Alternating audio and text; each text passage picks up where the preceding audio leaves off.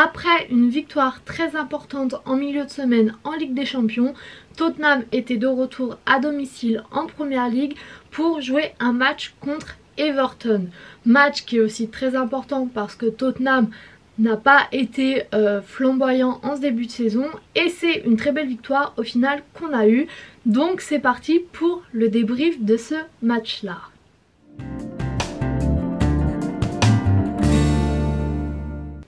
Pour commencer, je voulais revenir d'abord sur la première mi-temps où on est reparti sur un milieu à 2 et j'ai trouvé qu'on jouait pas si mal que ça. Alors bien sûr on était loin du Tottenham qu'on pouvait connaître sous l'ère Pochettino, mais par rapport à ce qu'on fait en ce début de saison, j'ai trouvé que la première mi-temps était la meilleure qu'on ait vue de tout ce début de saison depuis le mois d'août. Parce que tout simplement on avait le contrôle du jeu, on avait la possession de la balle, certes un peu stérile parce qu'on n'a pas réussi à marquer, mais je trouve qu'on arrivait bien à contrôler ce qu'il se passait. Au niveau des passes, au niveau des centres, au niveau de l'avancée de jeu, j'ai trouvé que c'était plutôt pas mal, qu'il y avait de l'amélioration parce que là on prenait vraiment le temps de voir un peu ce qu'on pouvait faire, on prenait le temps de faire des passes qui donc étaient beaucoup plus appliquées que le match face à Francfort en milieu de semaine par exemple.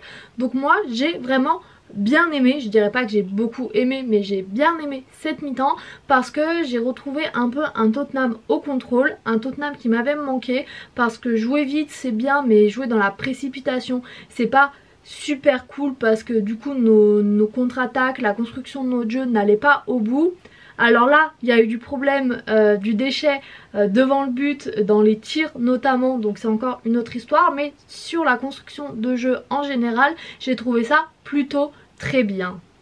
Au final, on se retrouve à avoir le plus d'occasions lors des 15 premières minutes. À ce moment-là du match, on était à 3 tirs, 0 cadré pour nous. Donc, et pour Everton il n'y avait aucune tentative et donc aucune cadrée, et je trouve que c'est bien représentatif de notre début de match parce qu'on a mis de l'intensité, on a mis du contrôle, on s'est appliqué. Bentancur au milieu de terrain notamment récupérait beaucoup de ballons hauts aussi, ce qui est très important, et arrivait à faire jouer de l'avant, donc pour moi c'était très bien. Le seul petit point négatif que je mettrais, c'est que on a quand même eu une certaine période où on était assez statique, où les joueurs autour du porteur du ballon ne bougeaient pas beaucoup et ne proposaient donc pas de vraie solution au porteur de la balle. Comme je l'ai dit, Bentancur récupérait la balle très haute et très vite, mais de temps en temps il était obligé de jouer des ballons aériens, des longs ballons, parce qu'il n'y avait pas de mouvement autour de lui, et ça je pense que c'est quelque chose à améliorer. Certes c'était pas quelque chose qui nous a beaucoup pénalisé sur ce match là, mais il faut se projeter contre des opposants un peu plus importants qu'Everton, penser à ces gros matchs là, et donc c'est quelque chose que j'aimerais voir améliorer dans cette équipe. Au final, sur cette première mi-temps, on a vu de très bons mouvements. Après, il faut aussi prendre en compte qu'Everton a joué en défense pratiquement tout le match. Si on regarde leur hitmap à eux, c'est pratiquement que en défense. Et on sait que Tottenham, ça fait des années et des années qu'ils ont du mal à casser ces blocs bas. On n'a toujours pas de milieu très créatif. Donc forcément, oui, on a eu du mal. Mais on a quand même l'équipe qui a le plus de mouvements devant le but, qui a le plus d'occasions. Donc pour moi il n'y a pas que notre responsabilité qu'on ait eu du mal à marquer. Pickford a été très bon aussi. Donc il faut aussi prendre en compte ce que Everton a fait, et quand on a une équipe qui défend à 10 devant le but, c'est forcément plus compliqué de tirer. On jouait assez lentement aussi à certains moments, et donc Everton avait le temps de se replacer correctement en défense. On a été le plus dangereux quand on jouait vraiment en première intention. D'ailleurs le deuxième but j'y reviendrai plus tard, mais il a été fait en 2 passes. Donc vraiment pour moi c'est peut-être ça aussi qu'il faut améliorer, jouer un peu plus rapidement. Ça regroupe le fait qu'on était trop statique parce que le fait d'être statique ne nous permet pas de jouer rapidement, mais pour moi c'est vraiment quelque chose qu'il faut améliorer aussi. Et pour conclure, donc on s'en sort quand même avec une première mi-temps où on a eu 9 tentatives pour une cadrée et où Everton n'en a eu seulement 4 avec 0 cadré. Donc ça montre bien quand même qu'il y avait une domination de Tottenham. Et comme je l'ai dit, je le répète, c'est la première mi-temps la plus aboutie je dirais de Tottenham en ce début de saison, parce que vraiment il y avait plus cette impression de on est totalement asphyxié par l'adversaire, on ne sait pas jouer au foot, on ne sait rien contrôler. Là on prenait vraiment le temps, peut-être un peu trop, de contrôler notre balle, d'essayer de réfléchir au jeu qu'on propose, et ça fait plaisir à voir.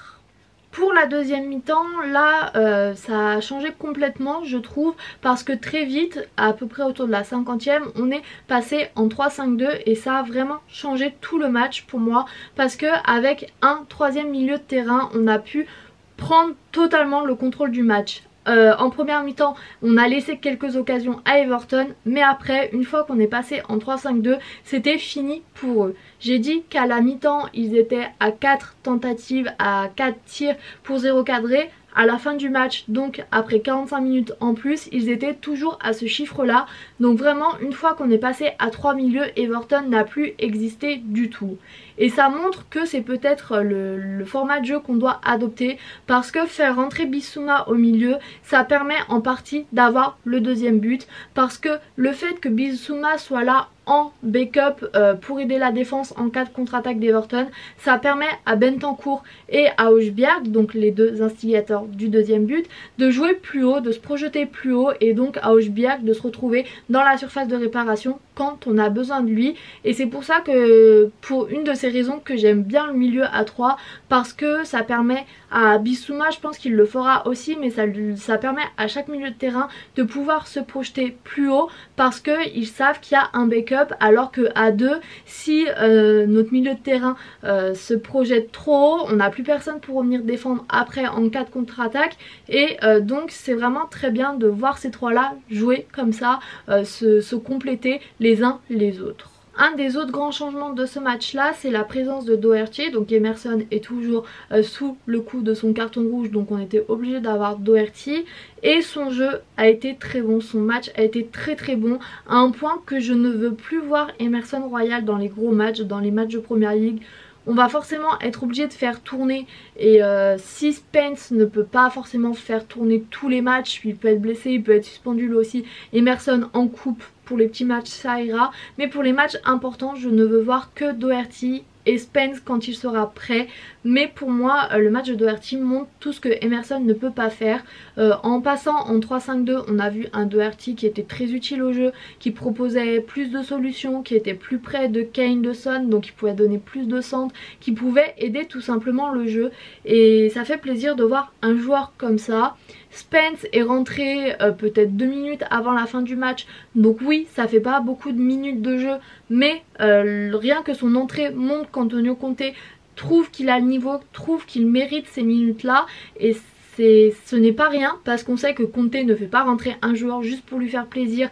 On l'a vu durant tout ce début de saison, s'il l'a fait rentrer c'est qu'il y a des raisons derrière, qu'il le sent prêt au moins à jouer un petit peu, donc ça fait plaisir à voir, ça fait plaisir de voir ce jeune lancé à Tottenham, et j'espère que Doherty et Spence pourront bientôt se partager ce poste là et pourront mettre Emerson définitivement sur le banc. J'ai parlé de Bissouma, maintenant je voulais parler des deux autres milieux, Bentancur et Højbjerg, qui sont peut-être deux de nos meilleurs joueurs cette saison, parce que c'est eux qui sont à l'origine du deuxième but. Passe décisive de Bentancur pour un but d'Højbjerg, ça montre juste à quel point ces deux joueurs sont importants. Bentancur a fait un match incroyable aussi, de par ses récupérations de balles, de par son pressing, c'était vraiment incroyable de le voir jouer. Le seul petit bémol que j'ai sur ces deux joueurs, c'est qu'ils ne vont pas pouvoir enchaîner tous les matchs cette saison. En plus ils vont certainement jouer tous les deux la Coupe du Monde, donc on a vu rentrer Skip, on a vu rentrer Bissouma. Pour moi c'est très bien, parce que même si on joue avec un milieu à 3, il y aura forcément un moment où Bentancur devra se reposer, ou Højbjerg devra se reposer, donc ça fait plaisir de voir qu'on a un peu de backup sur ce poste là aussi. Skip, j'espère qu'il aura de plus en plus de temps de jeu, parce que c'est un joueur que j'aime beaucoup, qui a beaucoup montré aussi par le passé, et qui est aussi un fruit de l'académie de Tottenham, et ça fait toujours plaisir de voir un jeune de l'académie réussir. Et enfin, je voulais finir cette petite partie en évoquant l'attaque, donc surtout Kane qui marque le penalty, qui marque le premier but, qui est aussi un peu à l'origine du deuxième but parce que c'est lui qui dévie la balle vers Bentancur, qui fait donc une pré-passe décisive. Kane est toujours au rendez-vous, est toujours présent pour Tottenham. Ça fait plaisir d'avoir un joueur comme celui-là. Son revient petit à petit à son niveau. J'ai trouvé son match encore un peu décevant, mais il y a du mieux. Richarlison est sorti sur blessure, j'espère pour lui et pour nous que ça sera pas trop grave parce que sans Kulusevski, n'avoir ni Richarlison ni Kulusevski, ça me paraît un peu compliqué, même si sa sortie nous permet de passer en 3-5-2. J'espère qu'il sera disponible pour le match de milieu de semaine, pour le match de mercredi face à United, parce que même si on le met sur le banc en début de match, c'est toujours un joueur qui peut débloquer des situations. Pour conclure sur le débrief de ce match là, je pense que le 3-5-2 c'est vraiment quelque chose qu'on doit mettre en place plus souvent, avec lequel on doit jouer peut-être pas toute l'année parce qu'il y a certains matchs ça sera pas possible, mais ça doit vraiment être nos systèmes de base parce que ça nous permet de jouer plus haut, ça nous permet d'avoir nos latéraux qui jouent plus haut, ça nous permet de mettre plus de pression dans l'axe, comme je l'ai dit ça permet à nos milieux de décrocher et d'être plus présents devant le but aussi, tout en ayant un backup en cas de contre-attaque de l'équipe adverse. Donc pour moi c'est vraiment ce système de jeu que je veux nous voir appliquer. Mais sinon sur l'ensemble général on a vu une équipe de Tottenham très dominante. Si on regarde la hitmap, si on regarde le placement des joueurs, ça a été une équipe qui jouait très haut et c'est un peu nouveau parce que d'habitude on joue qu'en défense. Là on a joué beaucoup vers l'attaque et ça fait plaisir de retrouver une équipe comme celle-là. Au niveau des chiffres, de la possession de balle, des duels gagnés, c'est vraiment nous qui avons dominé. Et enfin c'est au milieu de terrain qu'on a le plus joué et pour moi c'est normal parce que comme je l'ai déjà dit, Bentancur et Højbjerg sont deux de nos meilleurs joueurs, avec Bissouma qui a fait une très belle entrée et c'est vrai qu'il a été un peu décevant par sur les précédents matchs, donc faut le souligner. Et moi ça m'a fait très plaisir de voir cela, de voir un Tottenham qui domine vraiment, qui contrôle le match de bout en bout. Ça faisait longtemps que c'était pas arrivé, donc ça fait très plaisir à voir. On retrouve un peu le Tottenham qu'on connaissait en fin de saison l'année dernière, sans l'efficacité devant le but. C'est encore un point amélioré, mais ça fait plaisir à voir. On est toujours invaincu à domicile, ça aussi c'est important parce que ça fait plusieurs années qu'on parle de faire de notre stade une forteresse. On n'y est pas tout à fait réussi les saisons précédentes, ça serait bien de pouvoir le faire cette année là, donc ça fait très plaisir d'être invaincu à domicile. Pour cette vidéo, je vais m'arrêter là. J'espère qu'elle vous aura plu. Et quant à moi, je vous dis à bientôt pour une nouvelle vidéo. Et salut!